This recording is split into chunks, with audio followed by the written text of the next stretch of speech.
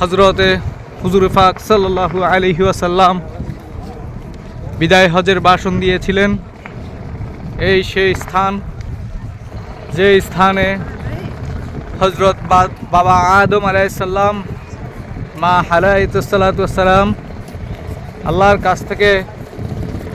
আল্লাহর কাছে ক্ষমা চেয়েছিলেন, আল্লাহর কাছ থেকে রহমত চেয়েছিলেন।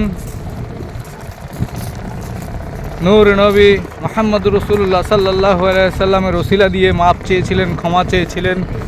আল্লাহ পাক রব্বুল আলামিন বাবা আদমকে এই মাপ চাওয়ার উছিলায় ক্ষমা করে দিয়েছিলেন।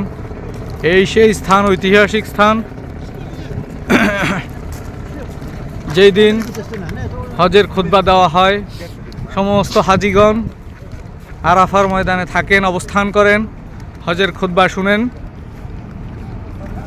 এই স্থানে না আসলে হজের পূর্ণাঙ্গতা লাভ করে না। এই সেই স্থান, ঐতিহাসিক স্থান। আল্লাহ পাক রব্বুল আলামিন সারা পৃথিবীর মুসলমানদেরকে, বিশেষ করে বাংলাদেশের মুসলমানদেরকে, আমার পরিচিত যারা আছেন সকলকে এই স্থান দর্শন করা, এই স্থানে এসে আল্লাহ পাককে ডাক দেওয়া, আল্লাহু আকবার আল্লাহু আকবার ধ্বনি দেওয়ার সুযোগ করে দেন, সেই দোয়াই করছি এই স্থানে। আল্লাহ পাক রব্বুল আলামিন সকলকে কবুল করুক। আল্লাহ পাক রব্বুল আলামিন আমাকে ক্ষমা করুক, সকলকে ক্ষমা করুক, সকলকে হেদায়েত এবং হেফাজত করুক। আমিন সুম্মা আমিন।